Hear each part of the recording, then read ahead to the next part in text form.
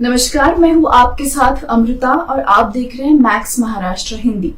Facebook और BJP के बीच में कोई लिंक है, ऐसे विवाद पिछले कई दिनों से चल रहे हैं। कई सारे लोगों ने इसके ऊपर बात की है, कई सारे पॉलिटिकल पार्टीज ने इसके ऊपर अपना मत दिया है। कांग्रेस ने भी कहा है कि ऐसे लिंकेज सामने आए हैं तो इसके ऊपर फेसबुक अपना बयान दे।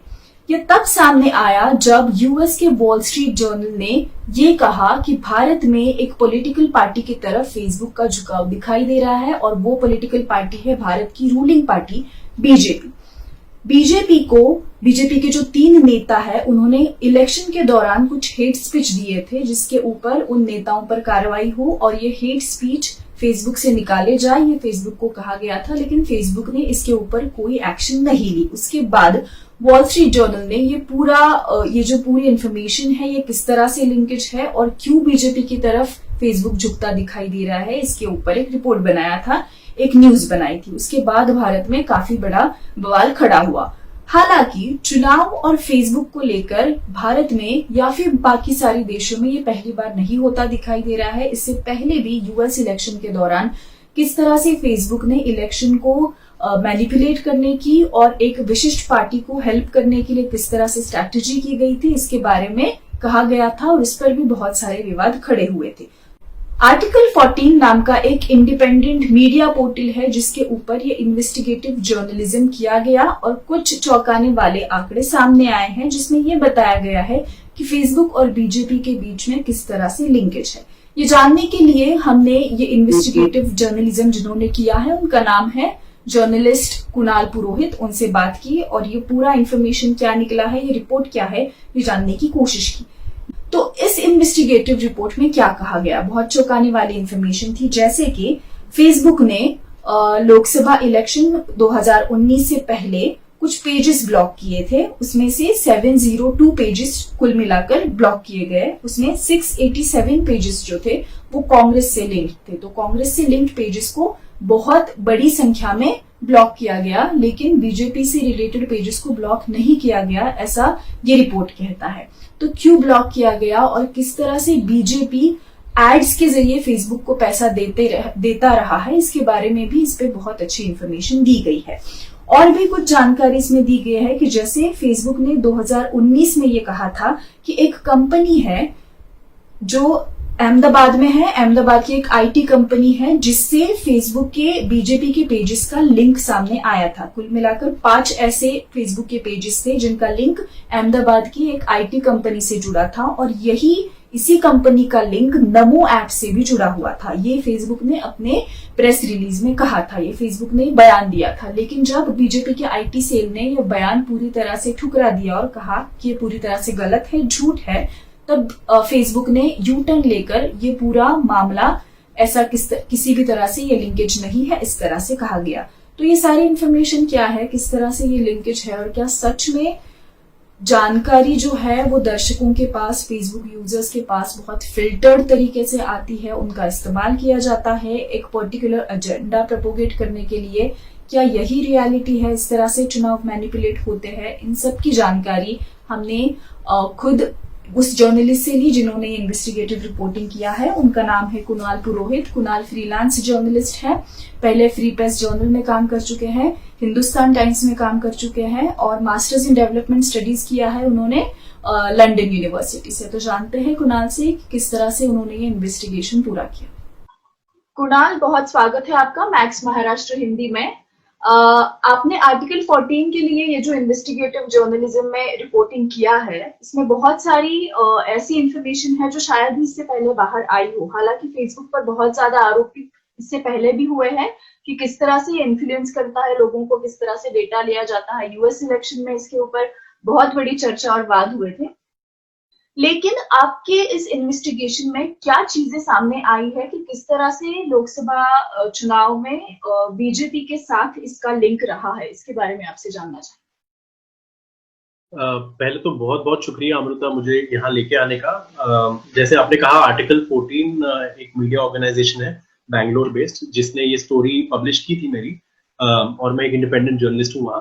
तो ये स्टोरी में बेसिकली हमने ये पाया था कि फेसबुक जिसका काम है सब लोगों को लेवल प्लेइंग फील्ड देना अपने प्लेटफॉर्म पे, उसने बहुत सिलेक्टिव तरीके से कांग्रेस के जो ऑपोजिशन पार्टी कांग्रेस के पेजेस थे उसको टारगेट किया और उसी समय उसने बीजेपी के पेजेस जिसको जिसको सिमिलर एक्शन लेना चाहिए था, जिस पे कार्रवाई होनी चाहिए थी, वो कार्रवाई ना करते उन्होंने बीजेपी को कहीं ना कहीं फेवर किया। और उसका एक रिजल्ट उसका ये हुआ है कि उसके बाद बीजेपी से उसको कमर्शियल जो बेनिफिट्स मिलने चाहिए थे वो बहुत ज्यादा मात्रा में मिले हैं। तो ये सारा मैं आपको बताऊंगा थोड़ा सा और संक्षेप में, पर इससे सारा एक एक पैटर्न जो सामने आता है वो ये है कि बीजेपी को कहीं ना कहीं फेवर किया गया है। और बीजेपी वो फेवर करने के बाद उनको फेसबुक को जो एक बहुत बड़ी कंपनी है उसको बेनिफिट्स मिले हैं, सरकार से मिले हैं और बीजेपी पार्टी से भी मिले हैं। ओके, फेसबुक में ने ये भी कहा था कि चुनाव के दौरान उन्होंने फेसबुक के कुछ पेजेस है जो ब्लॉक किए थे जिनको निकाल दिया था, तो उसका नंबर भी दिया था, लेकिन आपकी रिपोर्ट में इसके बारे में डिटेल इंफॉर्मेशन है। ये समझ आया है कि कांग्रेस से रिलेटेड जो पेजेस है वो ज्यादातर बैन किए गए हैं और बीजेपी से रिलेटेड पेजेस है उनको बैन नहीं किया है, तो इसके ऊपर आप थोड़ी सी इंफॉर्मेशन और दें हम। देखिए अमृता, विश्व भर में फेसबुक पर कई सवाल उठाए गए हैं कि फेसबुक का जो यूज है उसको ठीक तरह से नहीं होता, खास करके इलेक्शन के दौरान, और उससे डेमोक्रेसी को काफी नुकसान होता है। तो फेसबुक ने जब भारत के इलेक्शन होने वाले थे, इनफैक्ट पहले चरण की वोटिंग के जस्ट कुछ दिनों पहले फेसबुक ने भारत में ऐसी कार्रवाई की जिसमें उसने 713 टोटल पेजेस और अकाउंट्स फेसबुक पे उन सारों को बैन कर दिया उसने। उसमें से लेकिन करीब से करीब 690 अकाउंट्स और पेजेस कांग्रेस से जुड़े हुए थे। और वो प्रेस रिलीज अगर सारा आप पढ़ो जिसमें फेसबुक ने ये एक्शन बताया था, उसमें बीजेपी का नाम और निशान कहीं नहीं था।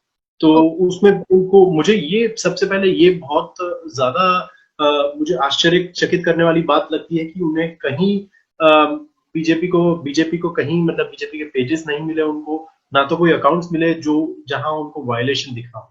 तो एक बात तो ये थी, और ये रीजन क्या था इसके पीछे बैन करने का? तो रीजन ये था कि फेसबुक की कुछ पॉलिसीज है जिसे कोऑर्डिनेटेड इनऑथेंटिक बिहेवियर कहते हैं, जहां पे आप अपने आप को मिस रिप्रेजेंट नहीं कर सकते और आप एक कोऑर्डिनेटेड तरीके से लोगों को भ्रम में नहीं डाल सकते कि आप कौन है सचमुच में। तो इसका मतलब ये है सरल शब्दों में कि अगर आपकी कोई टाइज है किसी पार्टी से या किसी ऑर्गेनाइजेशन से और आप अगर अपना पेज स्टार्ट करते हैं तो आपको ये बताना जरूरी है कि आप उस पार्टी से जुड़े हुए हैं। अगर आप नहीं बताते तो ये फेसबुक के रूल के खिलाफ हो जाता है। तो इसीलिए उन्होंने फेसबुक ने कांग्रेस के पेजेस ऐसे पाए जिसमें कांग्रेस ने जो लोग थे उन्होंने ये नहीं बताया था कि वो कांग्रेस से जुड़े हुए हैं। इसीलिए उन पे एक्शन लिया गया था। लेकिन मेरा इन्वेस्टिगेशन ये कहता है कि ऐसे बीजेपी के बहुत सारे पेजेस थे जिसपे ये रूल उन्होंने भी जिसको फ्लाउट किया था, लेकिन बीजेपी के पेजेस पे ना तो बीजेपी के अकाउंट्स पे कोई एक्शन लिया गया, ना तो कोई कार्रवाई हुई थी।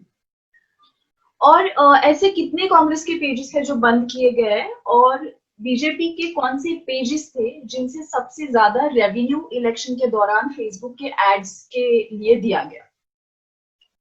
तो जैसे मैंने कहा कुल 713 पेजेस ऐसे थे जिसको फेसबुक ने बैन कर दिया था इलेक्शन के जस्ट पहले। उसमें से तकरीबन 690 पेजेस कांग्रेस से जुड़े हुए थे और बाकी के जो पेजेस थे वो फेसबुक ने कहा वो एक आईटी कंपनी है जो अहमदाबाद में है जिसका नाम है सिल्वर टच। वो पेजेस उस आईटी कंपनी से जुड़े हुए थे। अब वो कंपनी वही कंपनी है जिसने नामो ऐप जो है उसमें उसने काम किया था। ये फेसबुक ने खुद कहा, मैं नहीं कह रहा हूं, ये फेसबुक ने पहले खुद कहा, लेकिन जैसे ही बीजेपी ने कहा कि नहीं ये गलत है, उसने नामो ऐप में कोई काम नहीं किया, तो फेसबुक ने अपना स्टेटमेंट वापस ले लिया और कहा कि नहीं, हमने बीजेपी के साथ इन पेजेस का कोई लिंक नहीं पाया। तो बीजेपी का मेंशन ही नहीं है सारे प्रेस रिलीज में। ओके, तो बीजेपी के रिलेटेड जो पेजेस थे उनमें कितने टॉप पेजेस थे और उनसे कितना पैसा है जो फेसबुक एड्स पे खर्चा हुआ था इलेक्शन के दौरान? देखिए, ये जो रूल था फेसबुक का जिसको वायलेट करने के लिए कांग्रेस के कुल 690 पेजेस को इन्होंने बैन कर दिया, वो सेम रूल वायलेट करने वाले फेसबुक बीजेपी के भी बहुत सारे पेजेस थे। और मैं उदाहरण के तौर पे मैंने 3 पेजेस खास करके लिए हैं। एक है नेशन विद नामो, दूसरा है my first vote for Modi, और तीसरा है भारत के मन की बात। तो ये 3 पेजेस ऐसे थे जिन्होंने अपने डिस्क्रिप्शन में, जो फेसबुक पेज डिस्क्रिप्शन होता है, उसमें कहीं नहीं कहा कि ये बीजेपी से जुड़े हुए पेजेस हैं। उन डिस्क्रिप्शन में उन्होंने ऐसा ही बताया कि ये या तो ये मीडिया ऑर्गेनाइजेशन है, या मीडिया वेबसाइट्स है, या तो फिर ये एक पैन इंडिया नेटवर्क है मोदी जी को सपोर्ट करने के लिए, लेकिन कहीं उन्होंने बीजेपी की लिंक नहीं बताई। मेरा जो इन्वेस्टिगेशन है अमृता, उसमें मैंने ये पाया कि ये तीनों पेजेस बीजेपी के हेडक्वार्टर्स दिल्ली में, जो 6A दीनदयाल उपाध्याय मार्ग पे है, वो तीनों पेजेस ये एड्रेस से ऑपरेट हो रहे हैं। और यही माहिती, यही इंफॉर्मेशन ये 3 पेजेस ने फेसबुक को भी बताई थी कि हम ये एड्रेस से ऑपरेट हो रहे हैं। तो फेसबुक का काम ये बनता है कि आपको मालूम है कि ये एड्रेस किसका है, क्योंकि बीजेपी के खुद के पेज ने भी बताया है कि ये एड्रेस मेरा है, और आपको ये 3 अलग अलग पेजेस हैं जो इंडिपेंडेंटली बता रहे हैं कि मेरा ये एड्रेस है। तो आपको कहीं ना कहीं as a multi billion dollar corporation आपको थोड़ी सी तो अकल होनी चाहिए थी कि आप इसको एक कनेक्शन दे दें कि भाई बीजेपी भी यही एड्रेस से है और ये तीनों पेजेस भी यही एड्रेस है। दूसरी बात ये कि ये जो टॉप 10 एडवर्टाइजर्स है फेसबुक इंडिया में, जो सबसे ज्यादा पैसा फेसबुक को देते हैं, उनमें से 3 नाम ये तीनों पेजेस है जिसके बारे में मैंने अभी जिक्र किया। तो कुल 30% फेसबुक की जो इनकम है, जो टॉप 10 में से जो 30% इनकम है, वो ये 3 पेजेस से आती है।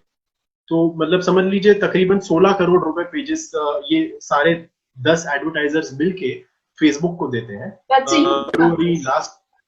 फेब्रुवरी लास्ट ईयर से लेके आज तक उन्होंने 16 करोड़ रुपए दिए हैं। लेकिन ये 3 पेजेस जो है, उन्होंने तीनों ने मिलकर कुल 5 करोड़ रुपए, उसमें से 16 करोड़ में से 5 करोड़ तीनों ने दिए फेसबुक को।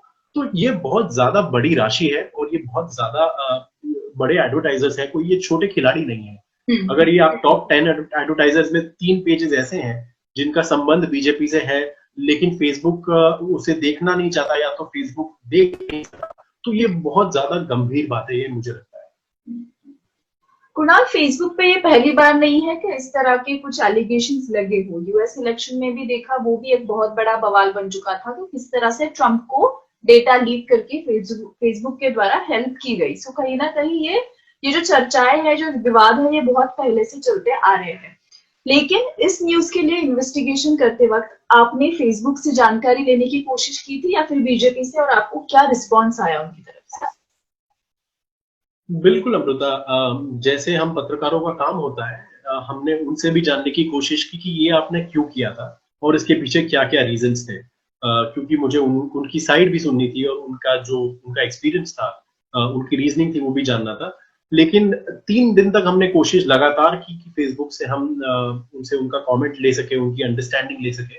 लेकिन 3 दिन के बाद हमने उनको बहुत सारे ईमेल्स भेजे, हमने उनको फोन कॉल्स किए, हमने मैसेजेस भी किए, लेकिन 3 दिन के बाद फेसबुक ने ये बताया कि उन्हें इस मामले में कोई बात नहीं करनी है, उनको कोई टिप्पणी नहीं करनी है। बीजेपी के जो राष्ट्रीय अध्यक्ष है आईटी के, इंफॉर्मेशन टेक्नोलॉजी के, उनके सोशल मीडिया जो सेल के हेड है, वो अमित मालविया है, और उनसे भी हमने बात की। उन्होंने कोई भी स्पेसिफिक पॉइंट पे उन्होंने उत्तर नहीं दिया। हमने उनको काफी पूछा, लेकिन उन्होंने कहा हमको स्पेसिफिक पॉइंट पे उत्तर नहीं देना है। बस उन्होंने एक जेनेरिक स्टेटमेंट जो था वो ये दे दिया कि ऐसे एलिगेशन जो हो रहे हैं, ऐसे आरोप जो लग रहे हैं कि फेसबुक बीजेपी की तरफ थोड़ा सा ज्यादा टिल्ट हो गया है, वो गलत है और इसमें कोई तथ्य नहीं है, ये कह के उन्होंने छोड़ दिया। लेकिन हमने जो स्पेसिफिक मुद्दे रखे थे कि ये तीनों पेजेस आपके एड्रेस से हैं, क्या आपके साथ काम करते हैं, क्या आप उसको फंड करते हैं, वो सारे मुद्दों पर उन्होंने आंसर ना देना, टिप्पणी ना देना ठीक समझा। ओके कुणाल, मेरा आखिरी सवाल है यहाँ आपसे कि आप जर्नलिस्ट है, इतने सालों से फील्ड पर काम कर रहे हैं, आपने इतना बड़ा इन्वेस्टिगेशन किया, ये आप इस पूरे इन्वेस्टिगेशन को, इस पूरे न्यूज को किस तरह से देखते हैं? क्योंकि डेमोक्रेसी के लिए ये बहुत ही ज्यादा डेंजरस बात हो सकती है जब इलेक्शंस के आते ही इस तरह से लोगों को एक फिल्टर्ड इन्फॉर्मेशन दी जाती है और लोगों को वो पता भी नहीं चलता। ऐसे अलग अलग पेजेस है जिनके थ्रू ये इन्फॉर्मेशन आना, हालांकि बहुत सारे जर्नलिस्ट है जो इसके ऊपर काम कर रहे हैं, गूगल इसके ऊपर काम कर रहा है कि लोगों को फेक न्यूज और रियल न्यूज में फर्क किस तरह से समझ में आए। तो इस पूरे फेसबुक के इंफॉर्मेशन को, जिस तरह से डेटा लीक होता है या फिर आपको फिल्टर्ड इंफॉर्मेशन मिलती है, आप कैसे देखते हैं? डेमोक्रेसी के लिए बहुत बहुत घातक बात है, ऐसा लगता है आपको? बिल्कुल अमृता, आज ऐसा हो रहा है कि काफी लोग, जैसे मैंने कहा, तकरीबन 30 करोड़ से भी ज्यादा लोग हमारे देश में फेसबुक पर हैं। उनमें से कई लोग ऐसे होंगे जो सिर्फ फेसबुक से अपने न्यूज और अपनी इंफॉर्मेशन लेते होंगे और उससे अपने अपने डिसीजंस बनाते होंगे, उनको क्या करना है क्या नहीं करना है। आप किसी भी पॉलिटिशियन से जाके पूछिए, आप किसी भी पॉलिटिकल पार्टी से जाके पूछिए, आज का जमाना ऐसा है कि उनको लगता है सोशल मीडिया से वोटिंग पैटर्न बहुत ज्यादा चेंज होते हैं और सोशल मीडिया से काफी वोटिंग में भी फर्क पड़ जाता है। तो ऐसा होते हुए सोशल मीडिया में फेसबुक, ट्विटर, ये सारे जो प्लेटफॉर्म्स हैं, उनका रोल बहुत ज्यादा इंपॉर्टेंट हो जाता है और ज्यादा गहरा हो जाता है, और उनको ध्यान रखने की बहुत ज्यादा जरूरत है। लेकिन उसी के समय हम ये भी देख रहे हैं कि फेसबुक जैसे प्लेटफॉर्म्स हैं, उनको बार बार बार बार हमने अलग अलग तरीके से देखा है कि ये अपना काम ठीक से नहीं करना चाहते हैं। और मैं कह रहा हूं नहीं करना चाहते हैं, नहीं करते, नहीं करते वो तो पता है, लेकिन अब हमें ये भी पता चल रहा है कि वो अपना काम ठीक से नहीं करना चाहते, क्योंकि या तो उनका प्रॉफिट पे उनका असर पड़ सकता है, या तो उनके पॉलिटिकल रीजन हो सकते हैं, कोई भी रीजन हो। जैसे मैंने यहाँ पे भी देखा है, जो फेसबुक की कार्रवाई थी कांग्रेस के खिलाफ, उसका मतलब ये होता है कि जो लोग पिछले इलेक्शंस में फेसबुक पे डिपेंड कर रहे थे अपनी इंफॉर्मेशन के लिए, वो सडनली ये देखते होंगे कि फेसबुक की प्रेजेंस, माफ कीजिए, कांग्रेस की प्रेजेंस कम हो गई थी और बीजेपी की प्रेजेंस उतनी रही थी। और ये कहीं ना कहीं बैलेंस, जो संतुलन बनाया हुआ होता है, वो बैलेंस बिगड़ जाता है। तो आप समझिए, इलेक्शन के जस्ट पहले आप सिर्फ एक ही पार्टी को टारगेट कर रहे हैं और दूसरी पार्टी जिसके सामने हमने एविडेंस भी इतने रखे हैं, उनको आप टारगेट नहीं कर रहे हैं, लेकिन उनसे आप एडवर्टाइजिंग रेवेन्यू ले रहे हैं। तो ये बहुत ज्यादा डेंजरस चीज है, क्योंकि आप फिर लेवल प्लेइंग फील्ड कर ही नहीं सकते आप। तो आप शुरुआत से ही आप लेवल प्लेइंग फील्ड नहीं रख रहे हैं, और इससे क्या होता है, जो दर्शक और जो कंज्यूमर है, जो फेसबुक पे बैठा है और जो अपनी इंफॉर्मेशन फेसबुक से ले रहा है, उसको ये सारे की मालूमात ही नहीं होती। तो उसको लगता है कि जो इन्फॉर्मेशन उस तक आ रहा है वो ठीक से आ रहा है, लेकिन वो बात सच नहीं है। और अब हमने देख लिया है कि बहुत डेंजरसली ये इन्फॉर्मेशन फिल्टर होके आ रहा है। सही बात है। ये जो इलेक्शंस आते हैं, जिस तरह से फिल्टर्ड इंफॉर्मेशन लोगों के सामने आती है, उसका चुनाव पे भी बहुत असर पड़ रहा है, ये देखा जा रहा है। Kunal, thank you so much. आप मैक्स महाराष्ट्र हिंदी से जुड़े और आपने बहुत अच्छा इन्वेस्टिगेटिव रिपोर्ट तैयार किया है। अब हम सिर्फ यही होप कर सकते हैं कि शायद इन सब चीजों के बाद, इतने बड़े बवाल के बाद, अब फेसबुक इसके ऊपर कुछ एक्शन ले। एक्शन किसी भी पार्टी के ऊपर हो, अगर बीजेपी गलत है तो उनके ऊपर होना चाहिए, कांग्रेस गलत है तो उनके ऊपर होना चाहिए। रूल सबके लिए समान होने चाहिए, जिसकी वजह से कोई फिल्टर्ड इंफॉर्मेशन लोगों तक ना पहुंचे और डेमोक्रेसी को कहीं भी एक धक्का ना पहुंचे। आप हमसे जुड़े, इसके लिए बहुत बहुत धन्यवाद। बहुत बहुत शुक्रिया अमृता, थैंक यू। कुणाल, आज की स्थिति में आपके आर्टिकल में ये भी लिखा गया है कि बहुत सारे गवर्नमेंट के मिनिस्टर्स हैं और गवर्नमेंट के डिपार्टमेंट्स हैं जिनके साथ फेसबुक के आज भी टाइप्स है और उनके थ्रू फेसबुक को रेवेन्यू बहुत जा रहा है। तो ये सारा टाइप और ये किस तरह से रेवेन्यू जा रहा है? देखिए अमृता, ये एक पैटर्न की तरह हमको देखना होगा, ना कि बस उसको एक पीसमील तरीके से देखना होगा। ये पैटर्न ये है कि हमें अब एविडेंस आ गया है कि फेसबुक ने बीजेपी के अगेंस्ट जो एक्शन लेना चाहिए था वो नहीं लिया। उसके बाद दूसरा पैटर्न ये हमने देखा है कि जो पेजेस थे जिसके अगेंस्ट एक्शन लेना चाहिए था, वो पेजेस एक्शन तो नहीं लिया गया, लेकिन उन्होंने फेसबुक को भारी रकम में एडवर्टाइजिंग रेवेन्यू दे दिया। और तीसरा और बहुत अहम जो मुद्दा है हमारे देश के लिए, वो ये है कि फेसबुक की प्रेजेंस जो 30 करोड़ जनता में है, 30 करोड़ यूजर्स है उसके आज, उसको अगर अपनी प्रेजेंस बढ़ानी है तो उसको सरकार का बहुत बड़ा सपोर्ट इसमें मिल रहा है। वो मैंने देखा है, और कैसे मिल रहा है मैं आपके दर्शकों को बताऊंगा। सरकार ने कुछ नीतियां ऐसी बनाई हैं जिसमें वो फेसबुक से एक्सक्लूसिवली टाई अप करके अपनी अपनी प्रोग्राम्स वो रच रही हैं। तो जैसे एक उदाहरण ऐसा है कि नेशनल कमीशन ऑफ विमेन जो है, उसने फेसबुक के साथ एक ऐसी पार्टनरशिप की है जहां फेसबुक देश भर में जाएगा और जो यंग लड़कियां हैं, जो यूनिवर्सिटी और कॉलेज में पढ़ती हैं और जो एक्चुअली फेसबुक की बहुत प्राइम यूजर है, मतलब वो फेसबुक से एक लो भी होगा उनको, थोड़ा सा लाभ भी होगा उनको, तो वो यूजर्स के लिए वो फेसबुक को कह रहे हैं कि आप वहां जाइए और इन 60,000 लड़कियों को आप फेसबुक और आप डिजिटल सेफ्टी में आप ट्रेन कीजिए। ओके। तो इसका अर्थ कहीं ना कहीं ये होता है कि आप फेसबुक को मदद कर रहे हैं कि उनको न्यू यूजर्स मिल जाए, नए यूजर्स मिल जाए। ऐसा एक दूसरा भी उदाहरण है कि इसी मई के महीने में इस साल के ट्राइबल अफेयर्स मिनिस्ट्री जो है उसने फेसबुक के साथ एक ऐसी पार्टनरशिप की है जहां जो हमारे देश के बहुत बहुत गरीब और बहुत पिछड़े इलाकों में जो ट्राइबल समाज रह रहा है, आदिवासी समाज के लोग हैं, उनमें से 5,000 युवाओं को फेसबुक की तरफ से ट्रेनिंग दी जाने वाली है और फेसबुक उनको फोन देगा और फेसबुक उनको सिखाएगा कि फेसबुक पे आपको कैसे आना है और आपको डिजिटली आपको थोड़ा सा एम्पावर करेगा, ऐसे वो फेसबुक कह रहे हैं वो अपने प्रेस रिलीज में। इसका अर्थ ये है कि जैसे tribal affairs minister Arjun Munda ने भी कहा अपने रिमार्क्स में और जो मैंने स्टोरी में बताया है, उन्होंने ये कहा कि अब आदिवासी समाज के नौजवानों को फोन लेके उनको फेसबुक जैसे माध्यम से जुड़ जाना चाहिए।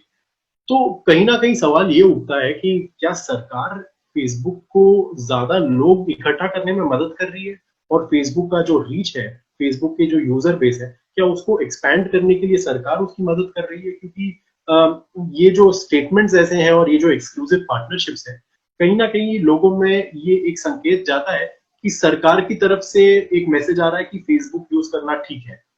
और क्या ऐसी फेवरेटिज्म होनी चाहिए? वो एक सवाल पूरे देश को आज पूछना पड़ेगा और उस सवाल पे काफी चर्चा होनी पड़ेगी। कुणाल, या रिपोर्टमध्ये असं देखील म्हणलं गेलंय की बीजेपीच्या काही पेजेसची लिंक गुजरातमधल्या एका IT कंपनीशी जोडली आहेत असं फेसबुकने सांगितलं होतं, पण त्यानंतर त्यांनी हे विधान बदललं. तर त्याच्याबद्दल काय माहिती सांगशील? हो, ही बाब खरी आहे आणि ती खूप म्हणजे इंटरेस्टिंग गोष्ट आहे असं मला वाटतंय. कारण ज्या दिवशी फेसबुकनी हा ऍक्शन घेतला एप्रिल 1 तारखेची म्हणजे 2019चं, त्या दिवशी त्यांनी असं सांगितलं की हे जे म्हणजे जे काँग्रेसचे पेजेस आहे त्यांना सोडून जे बाकीचे पेजेस आहेत ते एक अहमदाबादची IT कंपनी आहे सिल्वर टच म्हणून, त्याच्याशी जोडले गेलेले हे पेजेस आहेत. बीजेपीचा कुठेही मेन्शन नव्हता. त्याचं नंतर त्यांचे एक मोठे वरिष्ठ अधिकाऱ्यांनी मीडियामध्ये असं सांगितलं, रॉयटर्स एजन्सीमध्ये असं सांगितलं की ही जी एजन्सी आहे सिल्वर टच, ह्याचं बीजेपीशी खूप नातं आहे आणि ह्यांनी नामो ऍप जो होता, तुम्हाला आठवण असेल इलेक्शनचा अगोदर नामो ऍप होता, नामो ऍप ह्यांनी बनवलं असं फेसबुकनी सांगितलं. ते सांगितलं तर ठीक आहे, पण इमिजिएटली बीजेपीचं असं रिॲक्शन आला की नाही, ह्या कंपनीशी आमचं काही लेणं देणं नाही, आमचा काही संबंध नाही आहे. आणि फेसबुकनी म्हणजे एकदम यू टर्न घेतला आणि त्यांनी परत एकदा त्यांनी सांगितलं की नाही, आमच्याकडे काही प्रूफ नाहीये की सिल्वर टच आणि बीजेपीचे काही संबंध आहे, असं आमच्याकडे प्रूफ नाहीये. तर म्हणजे कुठेतरी एक एक भ्रम मनात निर्माण होतो की फेसबुक सारखी मोठी कंपनी त्यांनी आपला होमवर्क तरी केला असेल आणि त्यांनी आपलं रिसर्च तरी केलं असेल त्या सांगण्या अगोदर की ही कंपनी बीजेपीशी जोडली गेलेली, ही काय म्हणजे छोटी बाब नाही असं सांगायचं की नाही हे बीजेपी कंपनी आहे. तर त्यांनी असा मोठा स्टेटमेंट दिला आणि बीजेपीने नकारला की ते इमिजिएटली त्याचे स्टेटमेंट बदलतात, ही कुठेतरी म्हणजे आपल्याला विचार करायला लागणारी गोष्ट आहे.